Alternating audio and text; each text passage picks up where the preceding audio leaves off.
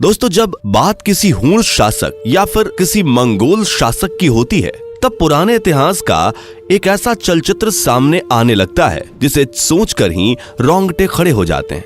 कई मंगोल शासकों और हुण शासकों के साम्राज्य और उनके द्वारा किए अत्याचारों के कई वीडियोस हम अपने चैनल पे ला चुके हैं, जिन्हें आपने देखा भी है और काफी पसंद भी किया है। आज की भी वीडियो एक ऐसे ही शासक के ऊपर है जो कि मंगोलों के साम्राज्य से ही है। दोस्तों, हम बात कर रहे हैं चंगेज खान के पोते कुबलई खान की। दोस्तों, जिंदा लोगों के हाथ पैर उखड़वा देने की सजा देने के लिए मशहूर कुबलई खान अपने दादा चंगेज खान से भी ज्यादा क्रूर और खतरनाक था। वो ऐसी यातनाएं देता था जिसके बारे में जानकर ही किसी के भी रोंगटे खड़े हो जाएंगे।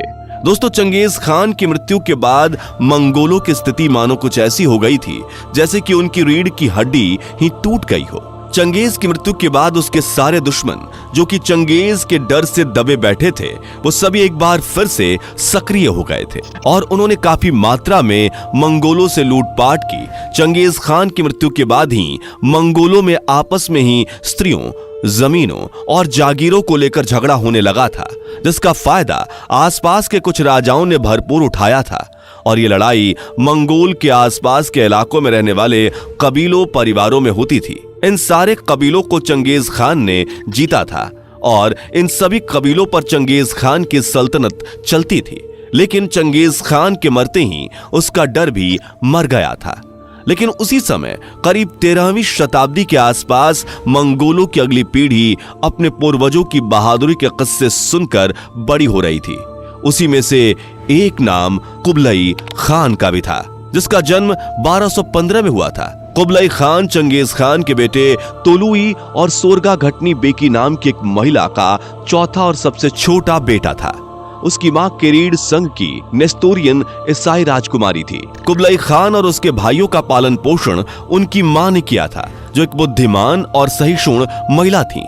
जब कुबलई खान का जन्म हुआ तो मंगोल साम्राज्य की सीमाएं कैस्पियन सागर से पूर्व में प्रशांत सागर तक फैल गई थी। उसी वर्ष कुबलई खान ने एक बड़ी मंगोल सेना लेकर चीन की उत्तरी राजधानी येनचिंग पर कब्जा कर लिया था, जिसे आज बीजिंग के नाम से जाना जाता है। उत्तरी चीन की राजधानी पर कब्जा करते ही चीन का शाही परिवार दक्षिण की ओर भाग गया। कहते हैं कि कुबलई खान के आदेश की वजह से उस समय मंगोलों ने वहां के सारे पुरुषों को मारकर उनकी स्त्रियों और लड़कियों को सुरक्षित अलग रख दिया था। ऐसा उन्होंने इसलिए किया था क्योंकि उन्होंने पहले ही सोच रखा था कि उन्हें चीन को मंगोल साम्राज्य में बदल देना है। इसीलिए उन्होंने वहां की स्त्रियों को अलग रखा और मंगोलों की सेना ने उन स्त्रियों से बच्चे पैदा करने के उद्देश्य से संबंध बनाए और एक एक महिला से कई सालों तक करीब 10-10 बच्चे पैदा किए। दोस्तों, चंगेज खान जोश से काम लेता था क्योंकि उसके पास एक बहुत बड़ी सेना थी, लेकिन उसका पोता यानी कुबलई खान, जो कि अपने दादा की कहानियों को सुनकर उनके द्वारा की गई गलतियों को समझ गया था, इसलिए उसने ताकत और जोश के साथ साथ दिमाग का भी इस्तेमाल किया। क्योंकि उसका कहना था कि अगर किसी परिवार को तोड़ना है तो उस परिवार की स्त्रियों को बहकाओ। उसकी ये रणनीति कई जगह पर काम भी आई, लेकिन चंगेज खान का कहना था कि जो उसकी बात नहीं माने उसे मार दो और लोगों के दिलों में अपने प्रति डर पैदा करो। लेकिन कुबलई खान अपने दादा की ही युद्ध रणनीति को ही इस्तेमाल करता था, बस उसमें धैर्य था।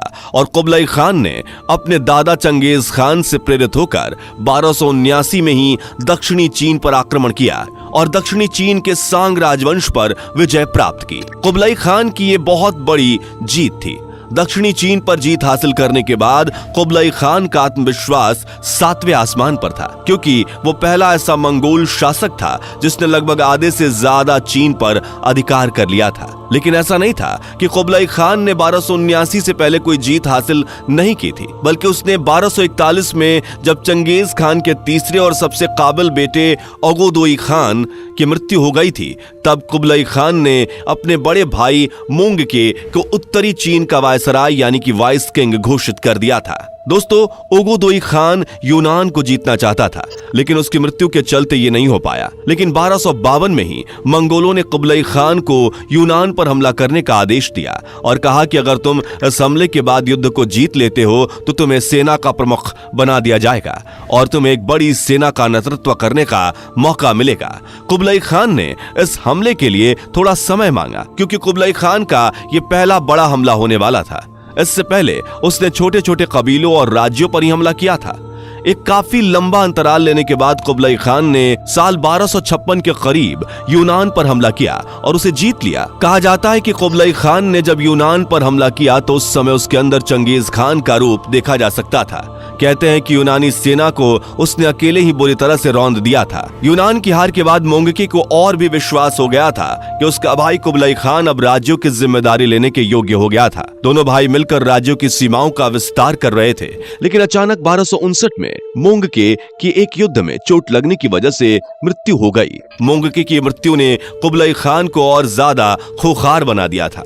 बड़े भाई की मृत्यु के बाद कुबलाई खान ने स्वयं को द ग्रेट खान की उपाधि दी और खुद मंगोल सल्तनत की गद्दी पर बैठ गया, क्योंकि उसका कहना था कि उसके भाई के अलावा कोई दूसरा ऐसा व्यक्ति ही नहीं है जिसके ऊपर वो भरोसा कर सके। इसलिए उसने ऐसा किया और अपना वर्चस्व दूर दूर तक फैलाने के लिए उसने अपनी राजधानी को भी बदल दिया। उसने अपनी नई राजधानी बीजिंग को बनाया और बीजिंग का शासक बन गया और बीजिंग में ही अपने साम्राज्य का नाम युआन रखा। कुबलाई खान चीन पर शासन करने वाला पहला शासक बन गया था। कुछ पुराने लेखों के द्वारा इस बात का पता चलता है कि कुबलाई खान दक्षिणी चीन की राजकुमारी को पसंद करता था, लेकिन वो पहले से शादीशुदा थी। इसलिए कुबलाई खान ने पहले रानी के पति को मार दिया और फिर शादी का प्रस्ताव भेजा, लेकिन रानी ने मना कर दिया। जिसके बाद कुबलाई खान ने रानी को महल से उठवा लिया और फिर अपने कक्ष में बंदी बनाकर रखा। कहते हैं कि कुबलाई खान उस समय अपनी ताकत के नशे में इतना चूर था कि उसने रानी का मात्र कुछ ही दिनों में ऐसा हाल किया कि रानी को खड़े होने में भी तकलीफ हो रही थी। उस समय मंगोल के मुख्य सलाहकार कन्फ्यूशियस हुआ करते थे। उन्होंने कुबलाई खान से ये सब करने का कारण पूछा कि तुमने ऐसा क्यों किया, तो कुबलाई खान का जवाब था कि जो मेरी मर्जी के खिलाफ होगा उसका यही हाल होगा। उसके इस बयान से पूरे महल में एक बार फिर से दहशत फैल गई थी। कहते हैं कि जब कुबलाई खान छोटा था, जिस समय वो सैन्य प्रशिक्षण सीखने के लिए जाया करता था, तो उसके साथ उसकी चचेरी बहन भी सैन्य प्रशिक्षण के लिए साथ जाया करती थी। एक दिन कुबलाई खान और उसके कुछ साथियों ने मिलकर पहले उस लड़की से बदतमीजी की और फिर उसके साथ गलत काम किया। कहते कि वो लड़की बाद में मां बन गई थी, लेकिन उसका कुछ नहीं हुआ। ऐसे कई सारे मामले हैं जिनसे इस बात का साफ पता चलता है कि कुबलाई खान अपने दादा चंगेज खान की तरह ही एक जानवर ही था, जिसे केवल जिस्म और धन दौलत से प्यार था। कुबलाई खान ने जब 1279 में युआन नाम का राज्य बसाया तो वहां की औरतों और लड़कियों के साथ कुबलाई खान और उसकी मंगोल सेना ने करीब 2 साल तक जबरदस्ती की ताकि उनसे और बच्चे पैदा हो सकें, और ऐसा हुआ भी। लेकिन उनमें से कुछ महिलाओं ने अपनी जान दे दी थी और कुछ बची हुई महिलाओं ने कैसे भी करके अपने गर्भ में पल रहे बच्चों को मार दिया था और कुछ ही मां बन सकी। लेकिन उनसे मंगोलों की संख्या में कुछ खास असर नहीं पड़ा। कुबलाई खान ने इस चीज को चंगेज खान से सीखा था। अपनी उम्र के शुरुआती दौर में वो चंगेज खान की कुछ रणनीतियों को गलत बताता था, लेकिन जैसे जैसे कुबलाई खान की उम्र बढ़ने लगी वैसे वैसे वो चंगेज खान से ज्यादा खतरनाक हो गया था। चाइनीज फिलोसोफर कन्फ्यूशियस ने अपने लेख में लिखा है कि कुबलाई खान अपनी पत्नी छवि से बहुत प्रेम करता था और वो छवि के मुंह से निकली हुई हर बात को पूरा करता था।